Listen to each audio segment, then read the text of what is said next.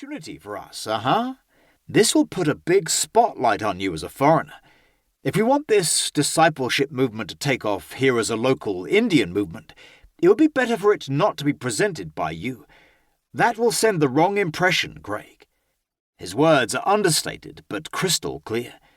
They immediately remind me of the ancient Khmer proverb.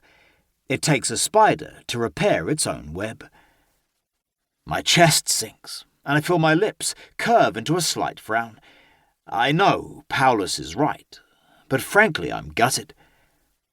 After I hang up, I sit for a while, letting the disappointment sink in. Now at this point in the story you may be thinking, needs are needs. Who cares who meets them? Get out there and make a difference. Seize every opportunity to use your God-given gifts to preach the gospel. But what if the greater invitation for many of us in this new era, particularly those of us who have power and privilege, is to use more wisdom in the ways we seek to serve others? I've had to learn this lesson the hard way, as I have lived for 2 decades in slums and inner cities and made a lot of mistakes along the way. Though I've started ministries around the world, I am still learning.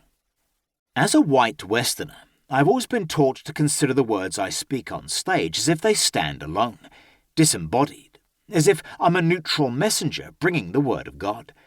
After all, it's not like I would be up there on stage waving a Union Jack, the flag of India's former colonial power, and the birthplace of my ancestors.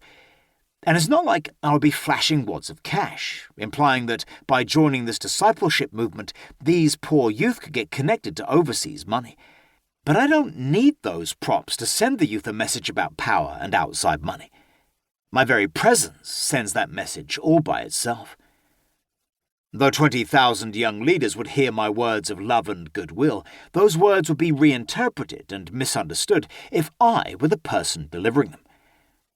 I knew in my gut that Paulus was right. The leaders would receive my words as a foreign message, wrapped in a cloak of colonialism and cash. The next day I shot Paulus a message. "You're absolutely right, bro.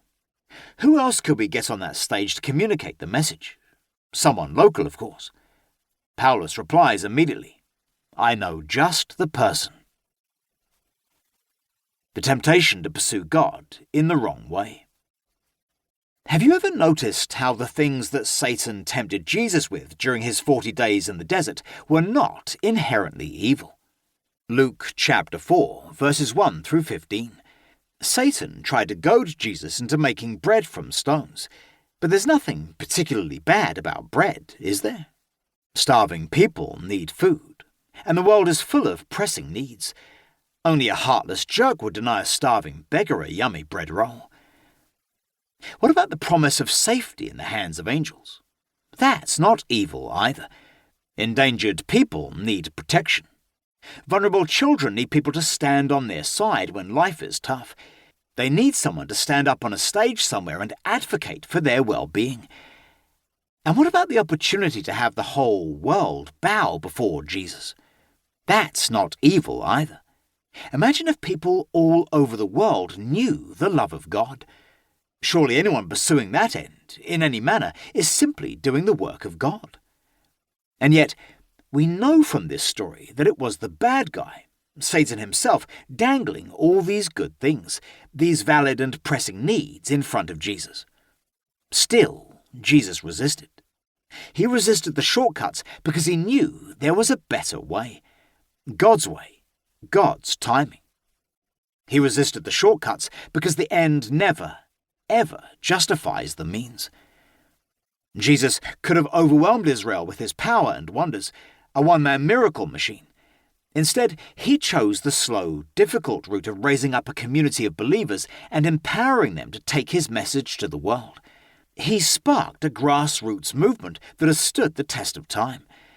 What if the temptation we face as people with power and privilege in a world of need is not so much the temptation to pursue evil, rape, murder, or pillaging? Instead, what if our temptation is to pursue good in the wrong way?